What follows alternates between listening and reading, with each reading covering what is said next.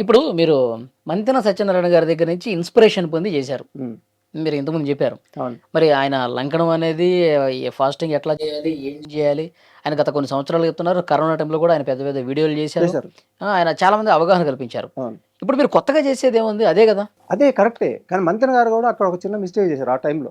ఆయన మంతెన గారి మిస్టేక్ ఉందా? మిస్టేక్ అంటే ఆయన ఈ మిస్టేక్ కాదు. ఆయన ఏం చేశారంటే ఆయన కూడా అంటే ఎందుకు చెప్పారంటే ఇప్పుడు నేను ఒక రైతుని కాబట్టి నిజంగా చెప్పాలంటే నాకు ఒక మూర్ఖత్వం కూడా ఉండొచ్చు నాలో. ఉండొచ్చు. హ్మ్. ఇప్పుడు ఆయన ఏం చేశారంటే ఎందుకు ఈ కాంట్రోవర్సీలు ఇదంతా ఎందుకని ఆయన కూడా ఆహ్, మీరు వైరస్‌కి మెడిసిన్ ఇది మన ఇది తీసుకోమని చెప్పేశారు. ఏం వ్యాక్సిన్. తీసుకోమన్నారు? వ్యాక్సిన్. వ్యాక్సిన్ ఆ! తీసుకోమని చెప్పారు ఆయన. చెప్పడం అనేది నాకు చాలా మంది కాల్ చేశారు. మంతెన గారు ఎలా చెప్తారు?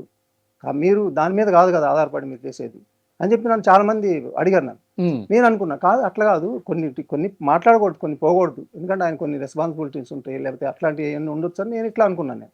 కానీ అది చెప్పడం వల్ల అది ప్రాబ్లమే జరిగింది. మరి నేను అలా చెప్పలేదు కదా! నేను అలా కాదు దాన్ని అటాక్ చేయటమే. హ్మ్. అటాక్ చేయడం అంటే ఏదో మూర్ఖంగా కాదు అది కూడా. హ్మ్. మూర్ఖత్వం కాదండి అది. హ్మ్. ప్రాక్టికల్ నాలెడ్జ్ అది.